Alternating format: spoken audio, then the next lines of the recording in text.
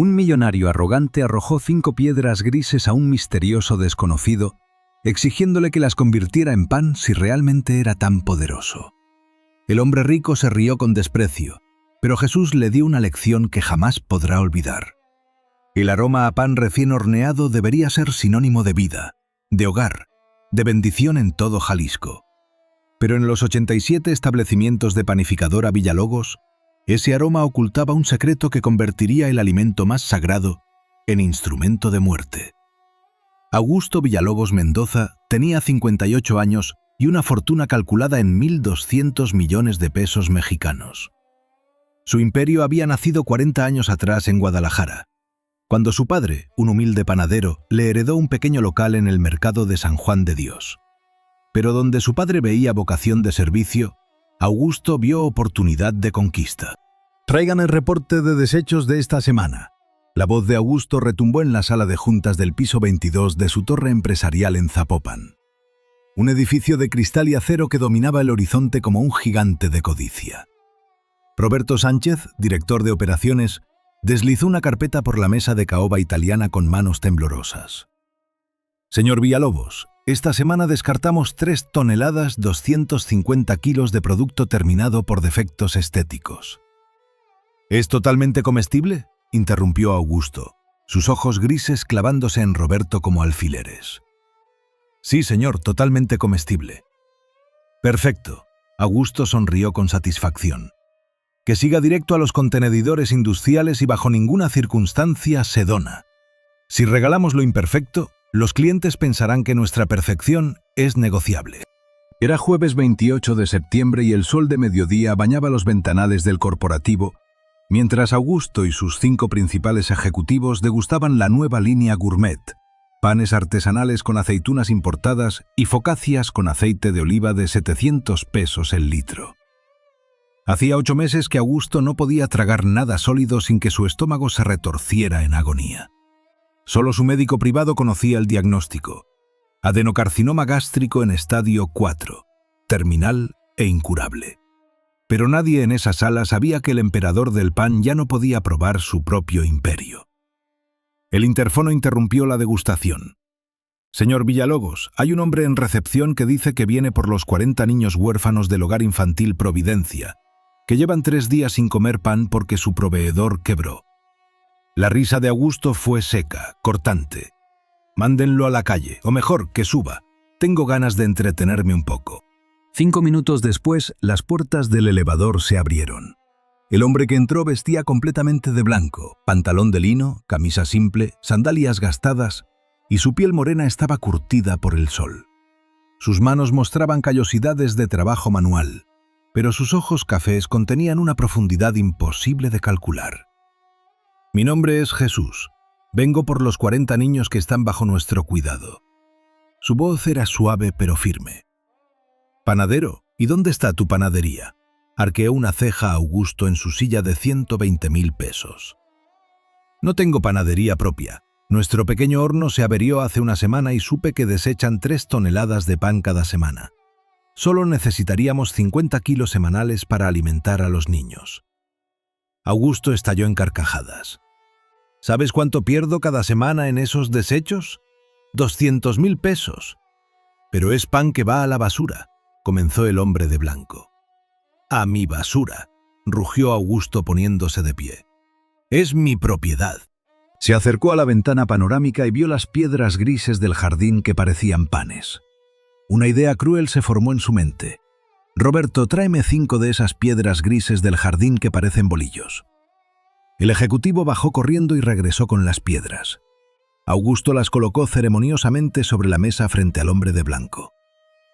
¿Crees en Dios, en milagros, en todas esas tonterías?, preguntó Augusto destilando veneno. Creo en el amor que alimenta a los hambrientos y en la misericordia que comparte, respondió el hombre. Perfecto. Si Dios es tan poderoso, que haga un milagro, empujó las piedras. Convierte estas piedras en pan si eres tan poderoso. Marcela ya tenía su celular grabando para volverlo viral. Los otros ejecutivos sacaron los suyos inmediatamente y se sujetaban el estómago de tanto reír. Pero el hombre de blanco no tocó las piedras, ni mostró ira. Simplemente miró a Augusto con una tristeza tan profunda que el millonario sintió miedo. ¿Cuántos días llevas sin probar tu propio pan, Augusto?, preguntó el hombre suavemente. Las risas murieron como velas bajo el viento y Augusto palideció. Tu imperio produce 600.000 panes diarios, pero tú no has comido pan en 8 meses y 17 días. El silencio en la sala era absoluto y sepulcral. Adenocarcinoma gástrico en estadio 4, diagnóstico del 3 de febrero de este año, pronóstico de 6 a 8 meses de vida y solo morfina para el dolor. ¿Quién te envió?, susurró Augusto aterrorizado. Nadie me envió, Augusto. Produces el pan que alimenta a 200.000 personas diarias, pero tu estómago está tan destruido que apenas soporta el líquido verde que ocultas bajo tu escritorio. «¡Fuera de mi oficina!», gritó Augusto con la voz quebrada. «Me iré, pero antes hay algo que necesitas saber». El hombre se detuvo en el umbral del elevador. Tu cáncer no vino de la nada. Vino de los mismos químicos que has usado ilegalmente en tu pan durante 7 años. Conservadores prohibidos y blanqueadores de harina cancerígenos. Le diste cáncer a tu propio estómago, pero primero se lo diste a otros. Mientes. Augusto sentía que el piso se movía. 34 niños están hospitalizados en el Hospital Civil de Guadalajara con daño hepático severo por consumir tu pan en los desayunadores escolares. Tú le pagaste 200.000 pesos al doctor Javier Ramírez para que alterara los reportes, otros 150.000 para el director del hospital y 300.000 para el secretario de Salud estatal. Las transferencias desde cuentas en Islas Caimán están documentadas y pronto todo saldrá a la luz. Las piedras que me ofreciste convertir en pan tienen más compasión en su silencio que tú en todo tu imperio, Augusto, porque tú convertiste el pan en veneno. Y ahora el veneno te devora por dentro. Las puertas del elevador se cerraron y Augusto vomitó sangre sobre la mesa de caoba italiana. Ahora se abrirá la verdad que este hombre ocultó por años y su imperio de codicia comenzará a derrumbarse ante la justicia divina. Si te apasionan estas historias de fe y verdadera justicia, apóyanos con un gran like y suscríbete al canal. Los ejecutivos de Panificadora Villalobos permanecieron en silencio absoluto. Miraban a su jefe limpiarse la sangre de la boca con un pañuelo de seda. El doctor Ernesto Hernández llegó 45 minutos después a la oficina privada. El médico era un hombre de 62 años de cabello plateado y traje gris. Entró al estudio donde el millonario esperaba sudando frío, pese al aire acondicionado. ¿Quién tuvo acceso a mi expediente privado?, exigió saber Augusto con rabia. Nadie, Augusto. Tu información está en un servidor cifrado y solo yo tengo acceso. ¿Por qué lo preguntas? El médico lo miró preocupado. Augusto le contó la aparición del hombre de blanco con cada detalle exacto. El doctor Hernández se quitó los lentes y los limpió muy lentamente. Su expresión se volvió impenetrable y seria. Augusto, necesito decirte algo que no quería revelarte aún. ¿Qué cosa? ¿Qué puede ser peor que lo que ya sé?, gritó el millonario. Los químicos que ese hombre mencionó son reales, suspiró el doctor profundamente. Hace 3 meses envié tus últimas biopsias a un laboratorio en Houston. Quería entender por qué tu cáncer avanzó tan rápido en tu estómago. Encontraron trazas de formaldehído y sales de aluminio en concentraciones altísimas. Esos compuestos son altamente cancerígenos y no se usan en la alimentación. Se utilizan únicamente en blanqueadores industriales de harina a gran escala. Augusto sintió que el piso se abría bajo sus pies. «Imposible. Tenemos certificaciones de sanidad vigentes», balbuceó con terror. «Yo mismo te conseguí esas certificaciones falsas hace 7 años, Augusto. Me pagaste 100.000 pesos mensuales para mantener a los inspectores lejos. Me pagaste 500.000 pesos adicionales cuando aparecieron los niños enfermos. Tú me dijiste que era seguro y que nadie podría rastrearlo. Pero ese hombre vestido de blanco lo sabe todo detalladamente. Si él habla con las autoridades, nuestro destino será la prisión. Ofrécele dinero, amenázalo, haz lo que sea necesario», ordenó Augusto desesperado. El doctor Hernández negó con la cabeza con una tristeza fría. «Hay algo más, Augusto. Los 34 niños enfermos existen. Yo mismo traté a 5 de ellos en mi consulta privada. Sus padres me pagaron para no reportar las causas reales. ¿Cuánto tiempo me queda de vida?, preguntó finalmente el millonario. Su voz era apenas un hilo de aire en la inmensidad de la oficina. 6 semanas, quizá 8 si aumentamos la dosis de morfina. El tumor crece exponencialmente y pronto no podrás probar ni un líquido. Augusto se dejó caer en su silla ejecutiva de cuero italiano. Por primera vez en 40 años, lágrimas de rabia rodaron por sus mejillas. No es justo. Trabajé toda mi vida para construir este imperio de la nada. Desde los 15 años horneé pan junto a mi padre y sacrifiqué todo. Fuera de aquí, déjenme solo, rugió barriendo los papeles de su escritorio. El doctor Hernández salió silenciosamente cerrando la puerta doble de madera. Augusto se quedó solo con la vista panorámica de la ciudad de Guadalajara. Muchos de sus habitantes consumían su pan y envidiaban su enorme fortuna. Su celular vibró sobre la alfombra persa. Era un mensaje de Roberto Sánchez. Señor, encontramos al hombre de blanco en el municipio de Tlajomulco.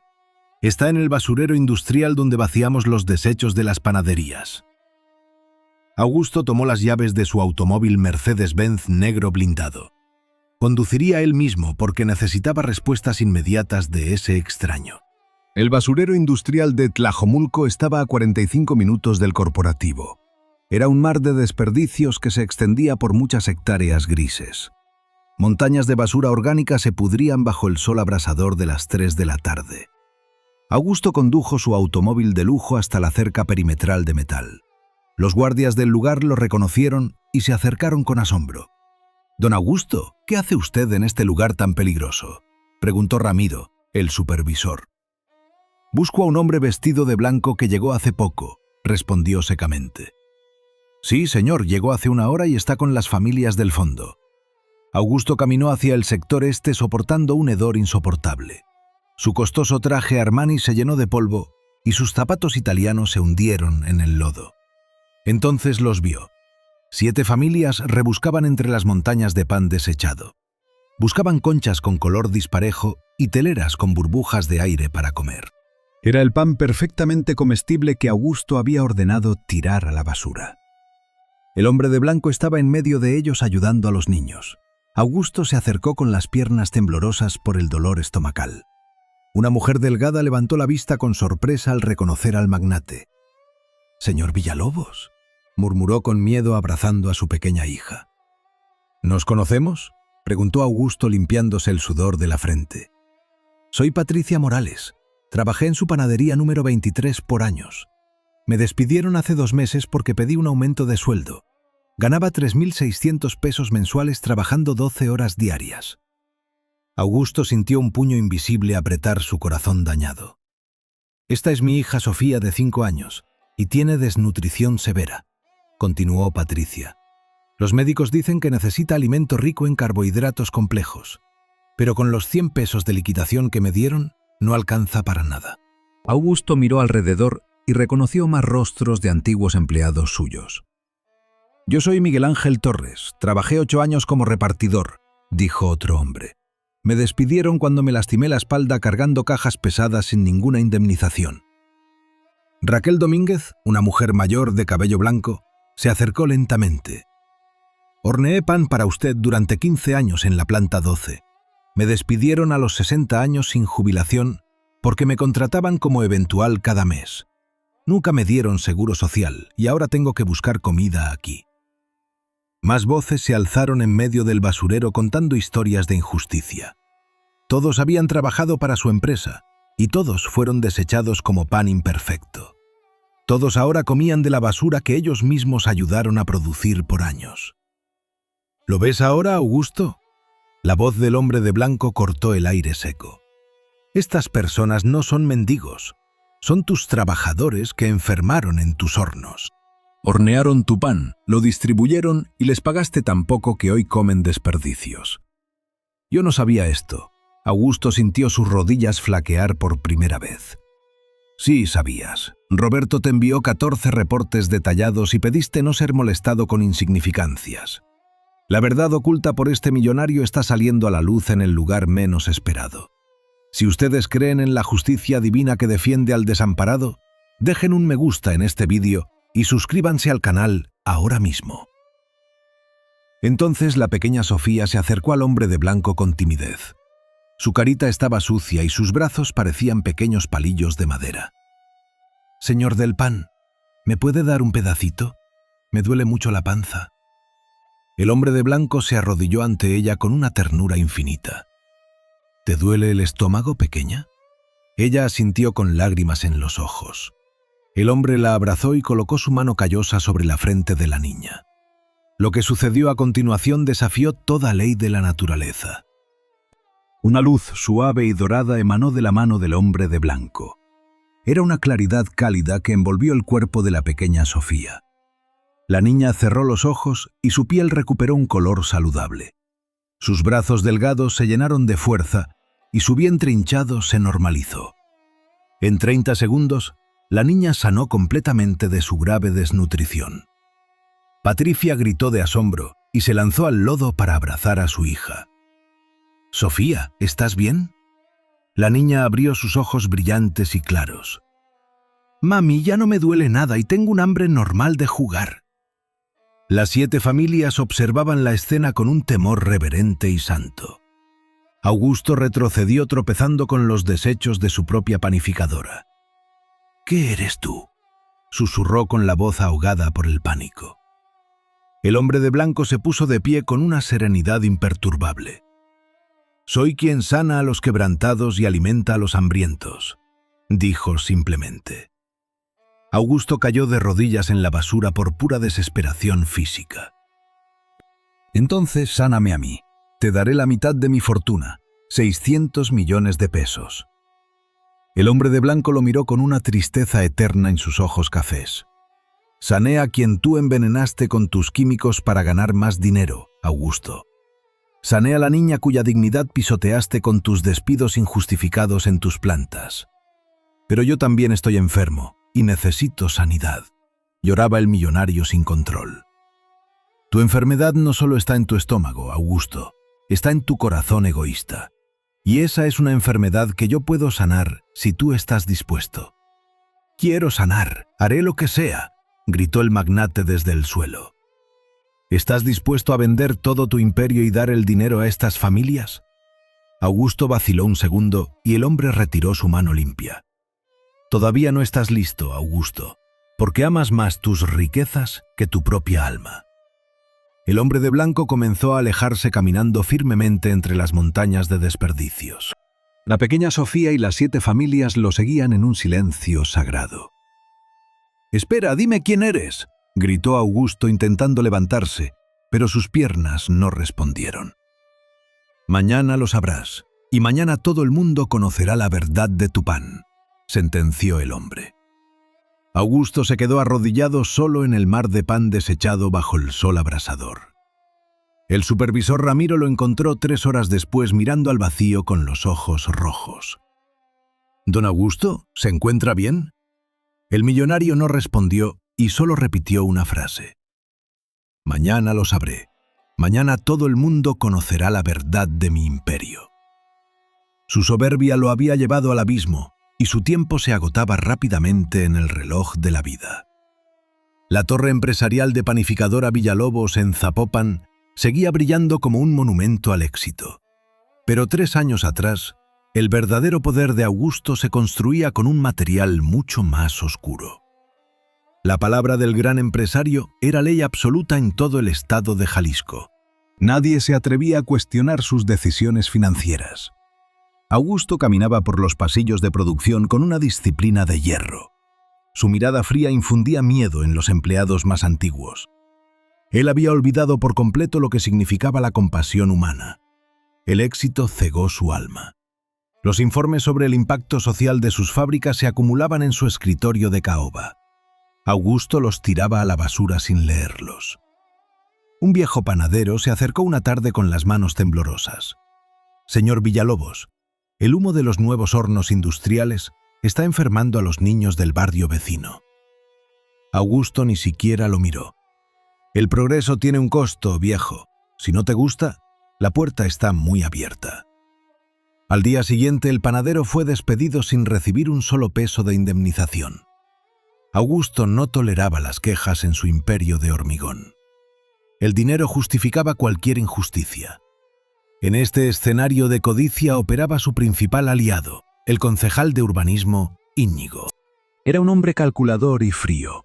Íñigo utilizaba las leyes locales a su conveniencia para favorecer los negocios de Augusto. Ambos compartían ganancias millonarias bajo la mesa de los restaurantes más caros. Pero Íñigo no era un amigo leal. El concejal temía perder el control del flujo de dinero si Augusto cometía un error grave. La ambición los unía, pero la desconfianza los separaba en silencio. Durante una tensa reunión en una terraza lujosa con vistas a la Catedral de Guadalajara, ambos hombres discutían un asunto crucial. Debían demoler las casas de un viejo barrio de trabajadores para construir la nueva planta de distribución. Íñigo golpeó la mesa con su mano llena de anillos. «Augusto, los vecinos están protestando con fuerza y la prensa local empieza a hacer preguntas incómodas. Necesitamos calmarlos antes de que intervenga un juez federal». Augusto soltó una carcajada llena de soberbia y desprecio.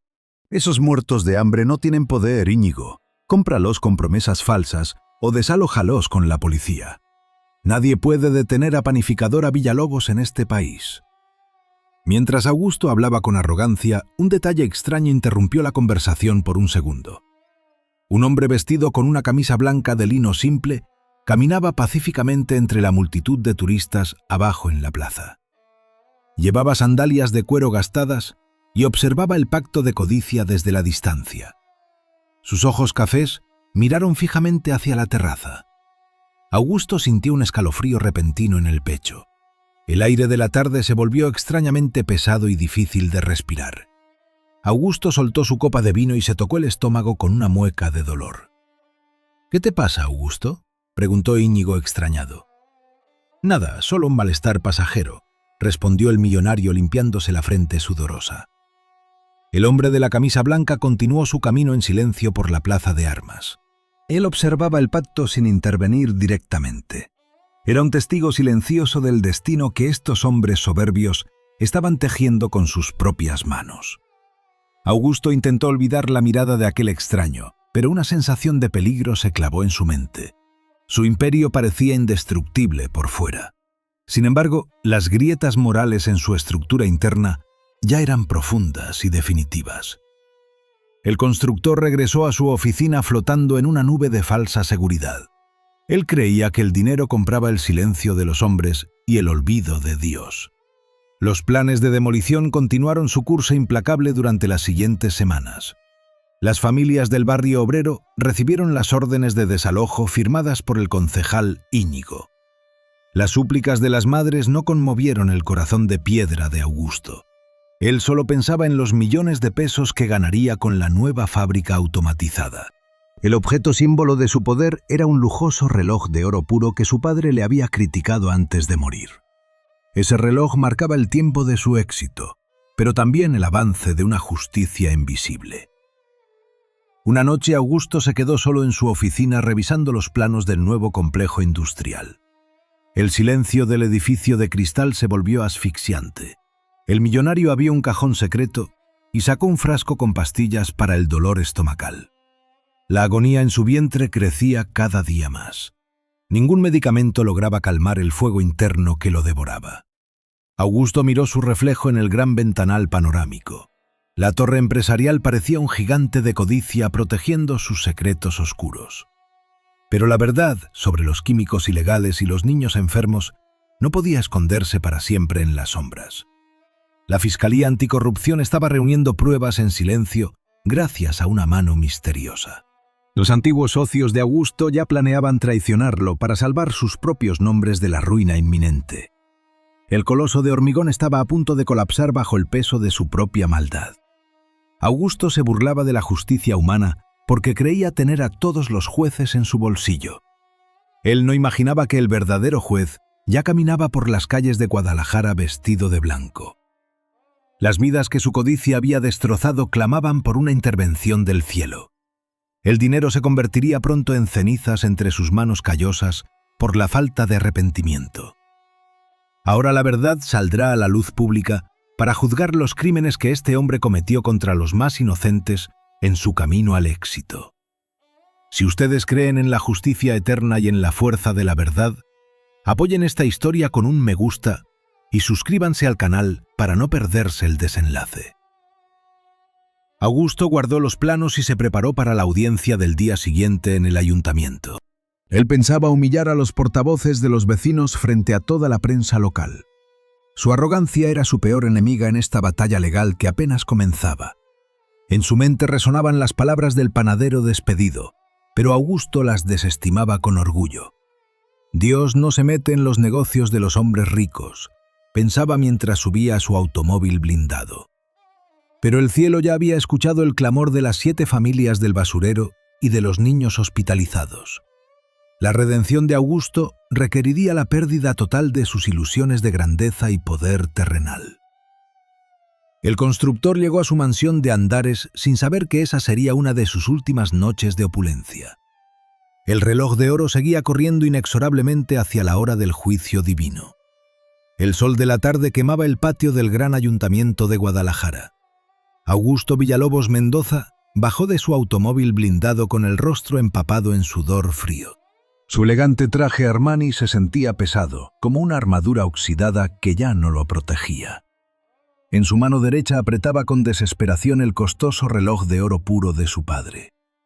Las manecillas avanzaban con un tic-tac ensordecedor que retumbaba directamente en sus oídos. El dolor en su estómago era un fuego constante que ninguna dosis de morfina lograba apagar. Los periodistas locales rodeaban la entrada principal con cámaras listas y micrófonos encendidos. Los portavoces de las familias afectadas esperaban pacientemente bajo la sombra de los árboles. La gran sala del ayuntamiento estaba abarrotada por ciudadanos indignados y burócratas con miradas cómplices. El concejal Íñigo esperaba en el estrado con una carpeta de documentos bajo el brazo. Augusto caminó por el pasillo central con paso firme, fingiendo una seguridad que ya no tenía. Cada pisada aumentaba la terrible agonía en sus entrañas de manera insoportable. Él creía que su poder político detendría cualquier acusación en su contra. «Don Augusto, las familias exigen una indemnización justa por los daños a la salud», gritó un reportero. El millonario no respondió y subió al estrado con una sonrisa llena de soberbia. Miró a los ancianos desahuciados y a las madres de los niños hospitalizados con desprecio. El silencio en el gran salón se volvió pesado como una losa de mármol. El mazo del presidente de la sesión golpeó la mesa de madera anunciando el inicio. Augusto se paró frente al micrófono con una frialdad implacable en sus ojos grises. El progreso de Jalisco no puede detenerse por caprichos sentimentales de unos pocos, comenzó con voz fuerte. Estas personas no aportan nada al Producto Interno Bruto del Estado, continuó con cinismo. Mi empresa genera miles de empleos y el pan imperfecto simplemente se desecha por ley. Las madres sollozaban en silencio al escuchar las palabras crueles del gran empresario. Los burócratas asentían con la cabeza para ganar el favor del hombre más rico. Augusto apretó el reloj de oro sintiendo el latido acelerado de su propio corazón. Una madre indígena se levantó de su asiento con lágrimas en los ojos. Nuestras vidas valen más que sus millones, señor Villalobos. Su hija casi muere por su culpa. Tu hija ya está sana, mujer. No uses la mentira para sacarme dinero, rugió Augusto. En ese momento de máxima tensión, las puertas dobles del salón se abrieron lentamente. Un hombre vestido con una camisa simple de lino blanco y sandalias gastadas entró al recinto. Su piel estaba curtida por el sol del desierto y sus manos mostraban cicatrices profundas. Caminó en un silencio absoluto por el pasillo central sin que nadie intentara detenerlo. Augusto se congeló al ver el rostro del panadero del hogar infantil Providencia. El dolor gástrico se intensificó tanto que el millonario tuvo que sostenerse del estrado de madera. El extraño de lino blanco se detuvo exactamente en medio del gran salón público. Sus ojos cafés miraron fijamente a Augusto con una tristeza infinita y compasiva. El silencio en el lugar era tan sepulcral que podía cortarse con un cuchillo. «¿Quién es usted y qué hace aquí?», preguntó el presidente de la sesión con nerviosismo. El hombre de blanco no respondió al burócrata, solo mantuvo su mirada sobre el constructor. Augusto sentía que la mirada de Jesús desnudaba cada uno de sus secretos ocultos. Las imágenes de los reportes tirados a la basura regresaron a su mente con fuerza. Recordó los sobornos pagados al doctor Ramírez y al secretario de Salud del Estado. Ahora se abrirá la verdad que este hombre ocultó por años ante todo el pueblo. Si les importan las historias donde Dios expone la injusticia y defiende al desamparado, dejen un me gusta en este vídeo y suscríbanse al canal ahora mismo. El concejal Íñigo palideció al notar la presencia del carpintero en la audiencia pública. Él sabía que los documentos falsificados que entregó a la fiscalía ya estaban bajo investigación. El sistema corrupto que construyeron juntos comenzaba a derrumbarse por su propia codicia y miedo. El hombre de lino blanco dio un paso hacia el estrado con las manos extendidas. Augusto vio las marcas redondas en sus palmas y sintió que las piernas le fallaban. No has venido a defender a los pobres con leyes humanas, Augusto. Viniste a salvar tus riquezas, dijo Jesús. Las palabras sencillas del carpintero resonaron en las paredes de cristal del ayuntamiento. Augusto intentó hablar, pero de su boca solo salió un hilo de sangre espesa. El reloj de oro cayó de su mano temblorosa y rodó por el piso del estrado. La prensa grababa cada detalle del colapso físico del hombre más poderoso de Zapopan. Los socios comerciales que estaban en la sala se levantaron de sus asientos para alejarse.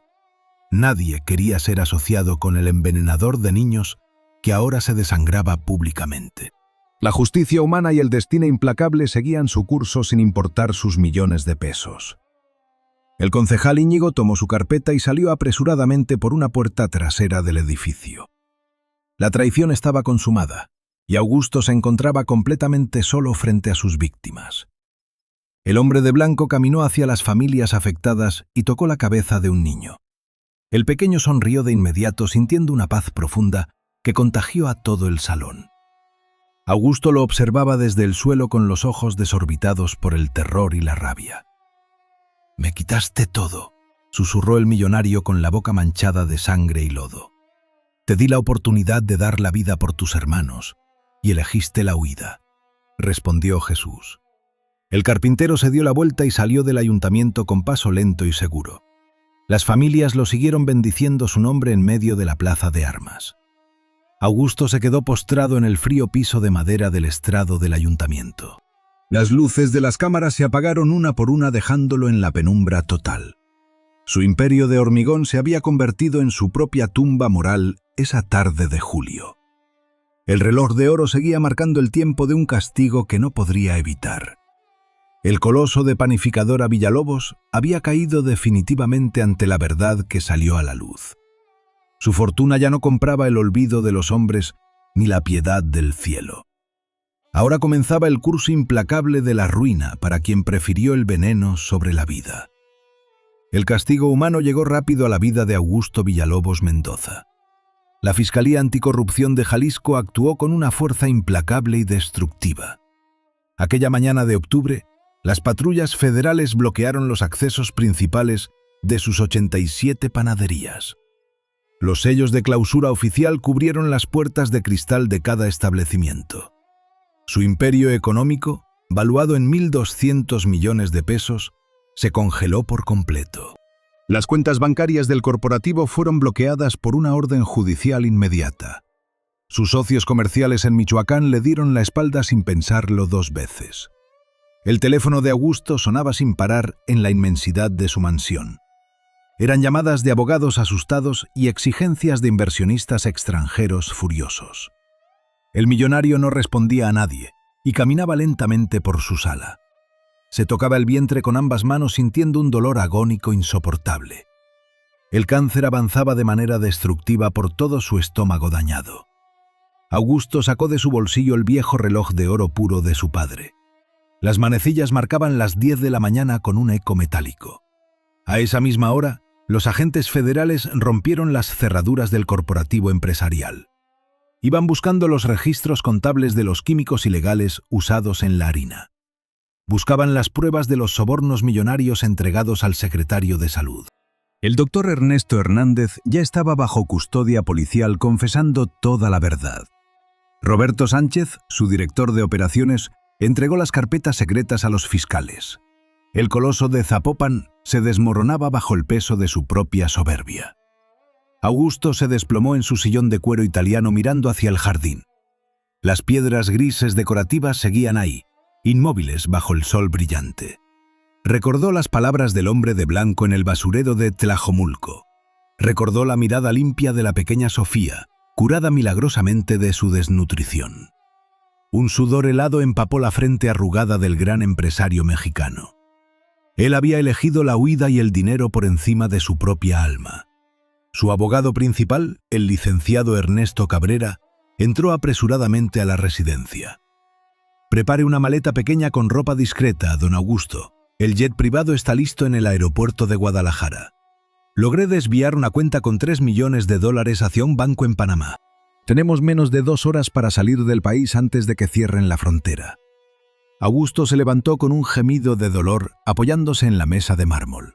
Tomó una dosis doble de morfina líquida para calmar el fuego interno. Metió el reloj de oro en su abrigo de cachemira con manos temblorosas.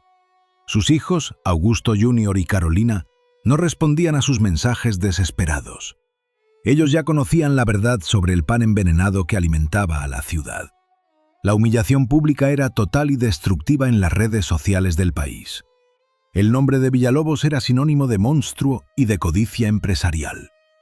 El millonario subió al automóvil Mercedes-Benz negro blindado con la mirada perdida. Su chofer manejaba a gran velocidad por las avenidas de la zona residencial Andares. Augusto miraba los espectaculares de sus panaderías, ahora apagados y grises. Una profunda desesperanza se clavó en su pecho como un puñal de hielo.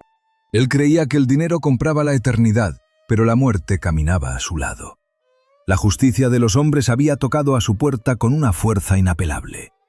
Pero el verdadero juicio divino apenas comenzaba a manifestarse en su cuerpo enfermo.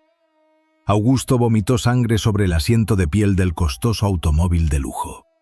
El chofer aceleró el paso hacia la pista privada del aeropuerto civil. Una última oportunidad de redención había sido rechazada esa madrugada de octubre. La soberbia conducía al millonario hacia una celda oscura o hacia una muerte solitaria. Sus millones de pesos se convertían en cenizas inútiles ante la piedad del cielo. El jet privado encendió sus motores rugiendo con fuerza en la pista de asfalto.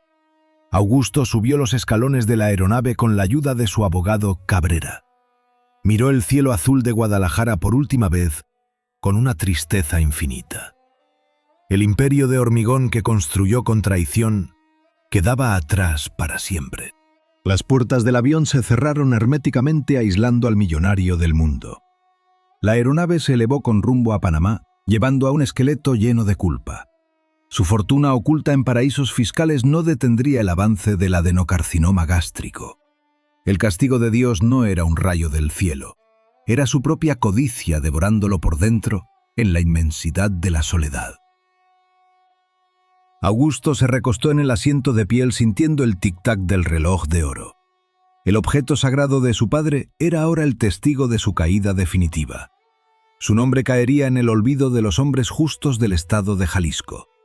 La verdad había salido a la luz pública destruyendo la mentira de su éxito empresarial.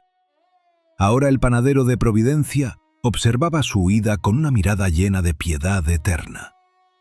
Las piedras del jardín tenían más compasión en su silencio que el gran millonario. Su lecho de muerte lo esperaba en una clínica lejana de Centroamérica.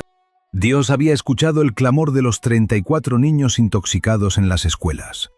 La justicia eterna se cumpliría perfectamente sin importar el dinero acumulado. Augusto cerró los ojos y soñó nuevamente con el horno de su infancia. Su padre Esteban lo miraba con una decepción profunda y dolorosa en el corazón. El pan partido en la última cena había sido profanado por su ambición ciega. Despertó con un grito de agonía en medio de la noche del avión privado.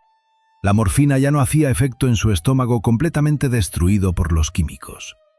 El veneno que dio a otros ahora completaba su curso implacable en su propio ser. El coloso había caído ante el juez verdadero que no acepta sobornos millonarios. Su destino eterno estaba sellado por sus propias decisiones cotidianas de soberbia. La caída económica era solo el principio de una transformación espiritual dolorosa y necesaria. El basurero eterno esperaba al hombre que pisoteó la dignidad de sus empleados. Su riqueza se evaporaba como el humo de los viejos hornos del mercado tradicional. El arrepentimiento tardío tocaría su alma al borde de la tumba en una tierra extraña. La lección de su vida serviría para advertir a los poderosos del mundo entero. Nunca es demasiado tarde para buscar la misericordia, pero el tiempo se agota rápido. El jet privado aterrizó en Panamá bajo una lluvia tormentosa y gris de medianoche. Augusto bajó en una silla de ruedas sintiendo el frío de la muerte de cerca. Su imperio de cristal se rompió para siempre ante los ojos de la justicia. Augusto Villalobos se encendía un cigarro tras otro en la habitación del hotel panameño. La morfina ya no calmaba el fuego constante de su estómago completamente destruido. Miraba el techo con los ojos hundidos, arrastrando el peso de una culpa insoportable. Tenía 58 años, pero su cuerpo cansado parecía el de un anciano. La suite privada de 2 millones de pesos mensuales se sentía como una jaula. Su abogado, el licenciado Ernesto Cabrera, entró a la habitación con el rostro pálido. Augusto, la Fiscalía de Jalisco congeló todas las cuentas offshore esta misma madrugada, susurró. Nos bloquearon los fondos de inversión y la Policía Federal ya emitió la orden de extradición. Augusto soltó una risa amarga y se tocó el vientre con ambas manos temblorosas. Todo el dinero acumulado con traición se estaba convirtiendo en humo ante sus propios ojos. Recordó el viejo reloj de oro puro de su padre Esteban que descansaba en la mesa.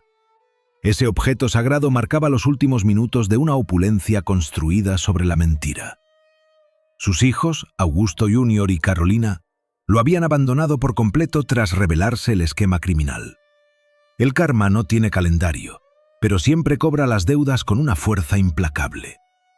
La humillación pública crecía en los noticieros mexicanos y su nombre era sinónimo de monstruo. El millonario miró por la ventana la intensa lluvia tropical que golpeaba con fuerza los cristales. Sentía el hedor del basurero de Tlajomulco regresar a su mente como una pesadilla constante. Las 7 familias explotadas y los 34 niños envenenados clamaban justicia desde el cielo. Augusto tomó el frasco de morfina líquida y derramó el contenido sobre la alfombra persa. Ya nada de esto puede salvarme del dolor que me devora por dentro, pensó con desesperación. La puerta de la suite se abrió lentamente y un hombre entró sin hacer ruido. Vestía una camisa simple de lino blanco, pantalones oscuros y sandalias de cuero gastadas. Su piel morena estaba curtida por el sol y sus ojos cafés irradiaban paz. Augusto se congeló al reconocer al panadero del hogar infantil Providencia, que lo miraba con compasión. El dolor gástrico se intensificó tanto que el magnate se desplomó de rodillas en el suelo. «¿Viniste a ver mi ruina total?», preguntó el empresario con la voz ahogada por el llanto. «Vine porque todavía hay tiempo para un corazón arrepentido en esta hora final», respondió Jesús. El carpintero se acercó al millonario y colocó su mano callosa sobre el pecho dañado. Augusto sintió una oleada de calor suave que calmó la agonía de sus entrañas de inmediato. No era un milagro para prolongar su vida terrenal, sino para darle lucidez a su espíritu. Las marcas redondas en las palmas del hombre de blanco brillaron con una luz dorada. «Eres el dueño de la vida y de la muerte, ahora lo comprendo perfectamente», susurró Augusto. «Tu imperio de hormigón cayó porque lo construiste sobre el sufrimiento de los más inocentes», dijo Jesús. «Roberto Sánchez y el doctor Hernández ya entregaron todas las pruebas de tus químicos ilegales. Tu castigo no viene del cielo, Augusto. Es tu propia codicia cosechando lo que sembraste por años. Confiesa la verdad ante los hombres, devuelve lo robado y encuentra la piedad que tanto rechazas». El millonario lloraba sin control, abrazando las sandalias gastadas del visitante misterioso en la alfombra. Sentía el peso de las 37 vidas destrozadas liberarse de su mente en ese instante. Ahora se abrirá la verdad completa que este hombre ocultó por décadas ante la ley del mundo entero. Si les impacta ver cómo la soberbia cae ante la justicia divina y la misericordia, apoyen esta historia con un like y suscríbanse al canal. Jesús levantó a Augusto con una fuerza gentil y lo guió hacia la cama con ternura paternal. Toma el bolillo partido que dejé sobre la mesa de noche y come por primera vez en meses. El millonario mordió el pan simple y descubrió que sabía a las mañanas de su humilde infancia. Tragó el alimento sin sentir dolor, sin sangre, experimentando una paz que el dinero nunca compró. ¿Por qué me ofreces perdón si fui el peor de los pecadores?, preguntó con voz quebrada. Porque mi vida fue entregada como pan partido para salvar a los que reconocen su propia maldad, respondió Jesús. La puerta de la suite volvió a abrirse y el padre Miguel Ángel Soto entró con una sotana negra. El carpintero de Nazaret miró al sacerdote y luego se volvió hacia el empresario moribundo. Termina bien tu carrera en esta tierra lejana y advierte a los que tienen poder, sentenció el hombre. Jesús dio un paso hacia el balcón, se dio la vuelta y desapareció en medio de la lluvia tropical. Los guardias del hotel panameño juraron que nadie con ropa blanca había salido por las escaleras principales.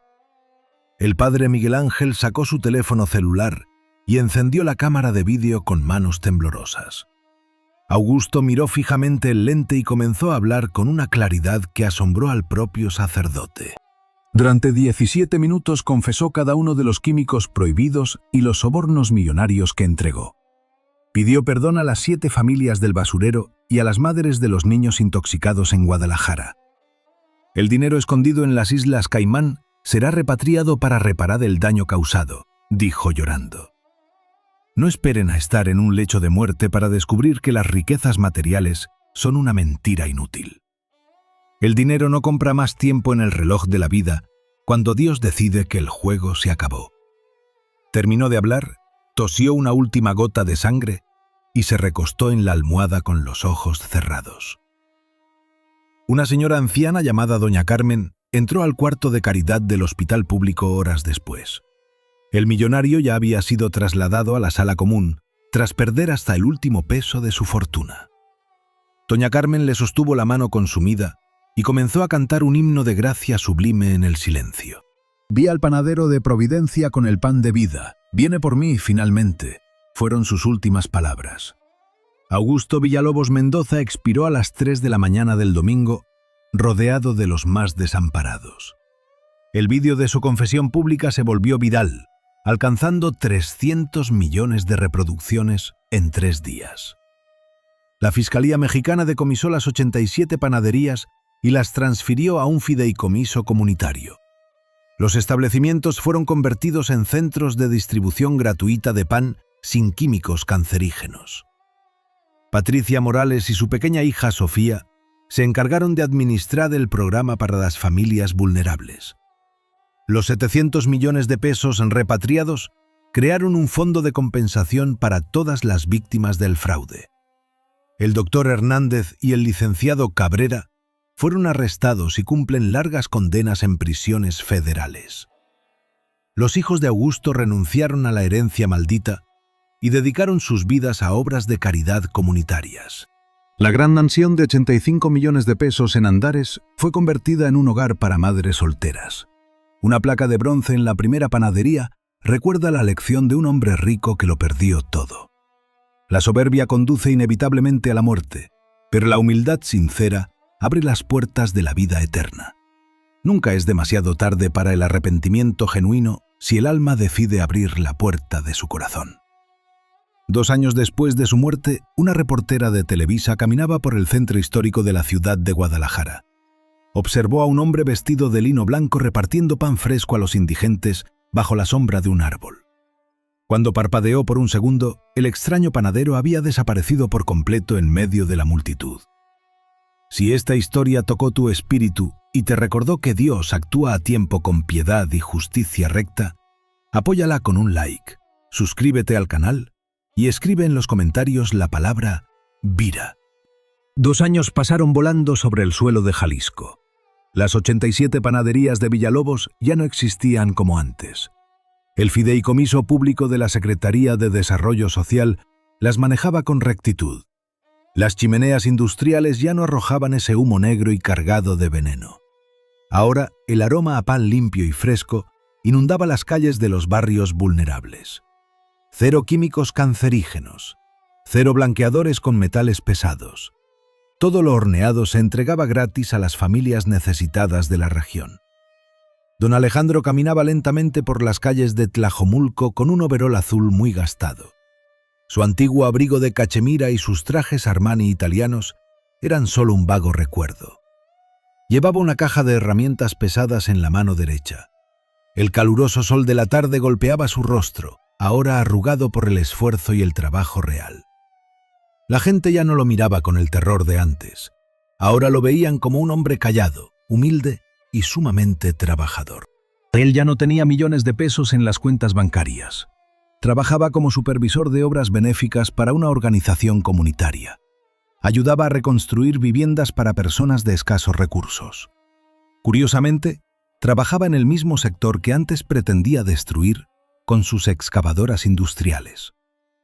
Cada plano que revisaba tenía un significado sagrado para su alma renovada.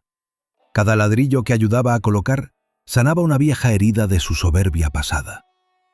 Un mediodía de julio, Alejandro llegó a una pequeña casa en construcción. Le faltaban 3 vigas principales de madera en el techo. Las herramientas escaseaban y el cemento parecía no alcanzar para terminar la jornada. «No se preocupe, don Alejandro, el material llegará a tiempo», dijo un joven voluntario. Alejandro sonrió con una serenidad imperturbable que asombró a todos los presentes. «Dios proveerá en el momento exacto, muchachos», continuó acomodando las palas de metal. De repente, los permisos municipales que antes tardaban meses se agilizaron misteriosamente. Un camión con vigas de roble fuerte se detuvo frente a la obra sin explicación alguna. Las herramientas necesarias aparecieron en una caja nueva junto a la entrada. El respeto de la comunidad se lo ganaba con el sudor de su frente, no con dinero. Él recordaba conmovido las noches de llanto en la capilla de la Corticela. Aunque el hombre de blanco no volvió a presentarse físicamente en estos meses, su presencia se sentía. La precisión con la que se resolvían los problemas del vecindario dejaba una clara sensación en el aire. Una mano invisible guiaba cada uno de sus pasos hacia la redención definitiva. Alejandro se sentó en una banca de madera a descansar bajo la sombra de un árbol. Sacó un vaso con agua fresca y miró sus manos callosas y llenas de polvo. Ya no sentía el fuego agónico en su estómago. El cáncer había desaparecido por completo tras su confesión pública en la suite panameña. Una transformación interna y profunda lo habitaba día tras día en su nueva vida modesta. El dinero mal habido ya no contaminaba sus pensamientos cotidianos de paz. Sus hijos seguían con sus obras de caridad en la Ciudad de México y le enviaban cartas con amor.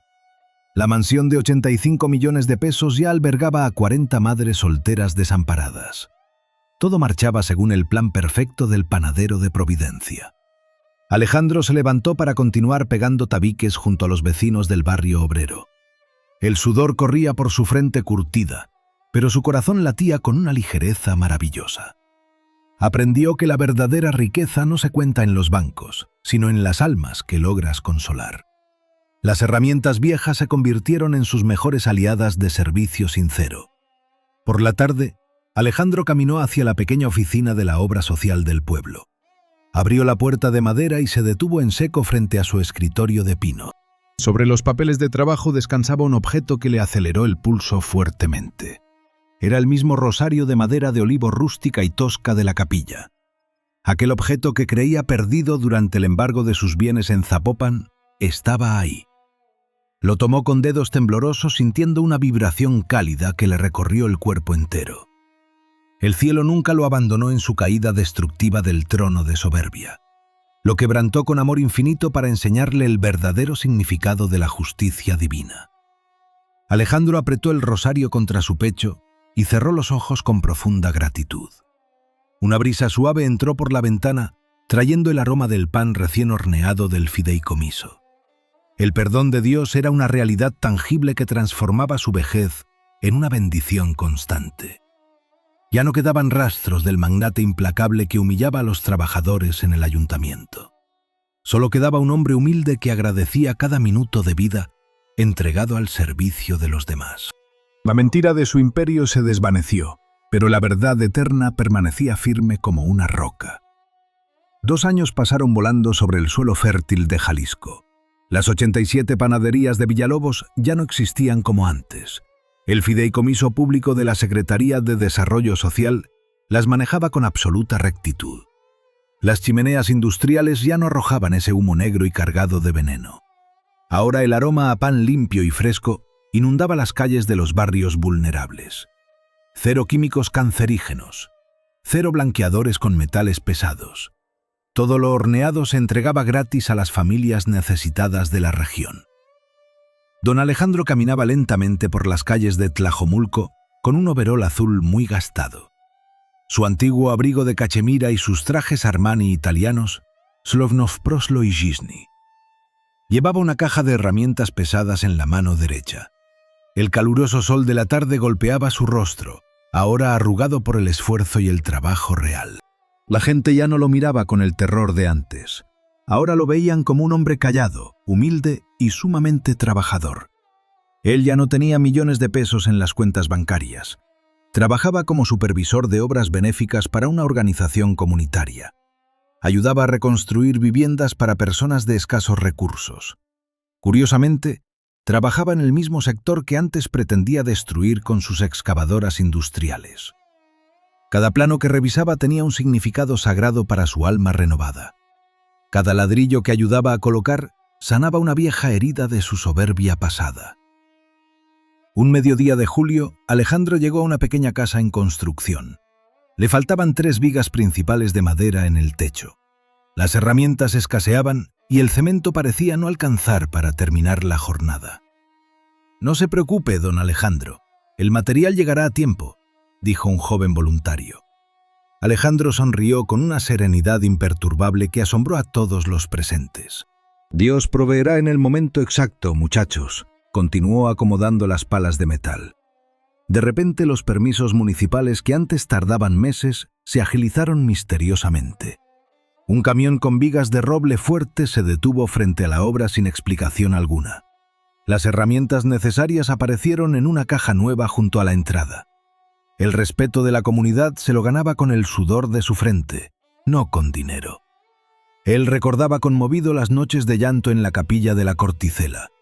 Aunque el hombre de blanco no volvió a presentarse físicamente en estos meses, su presencia se sentía. La precisión con la que se resolvían los problemas del vecindario deja en el ambiente la clara sensación de que una mano invisible está guiando cada uno de sus pasos hacia la redención. Alejandro se cruzó en la avenida principal con Íñigo, quien ahora caminaba solo, demacrado y con el miedo dibujado en el rostro debido a una investigación judicial que finalmente lo ha alcanzado. Al ver a Alejandro con ropa sencilla y herramientas de trabajo, Íñigo se detiene, esperando un reclamo, un insulto o una muestra de superioridad. Sin embargo, Alejandro solo lo mira con una serenidad imperturbable. Le desea paz con un gesto sincero y continúa su camino sin mirar atrás, libre de cualquier rastro de rencor. Por la tarde, al regresar a la pequeña oficina de la obra social, Alejandro encuentra sobre su escritorio el mismo rosario de madera de olivo que tomó de la capilla de la Corticela años atrás, el cual creía haber perdido durante el embargo de sus bienes. Al sostenerlo, comprende con absoluta certeza que el cielo nunca lo abandonó en su caída, sino que lo quebrantó con amor para enseñarle el verdadero significado de la riqueza. Si esta historia te ha recordado que Dios perdona a los corazones sinceros, por favor dale un me gusta, suscríbete al canal y comparte tu opinión en los comentarios escribiendo la palabra justicia para bendecir a más personas.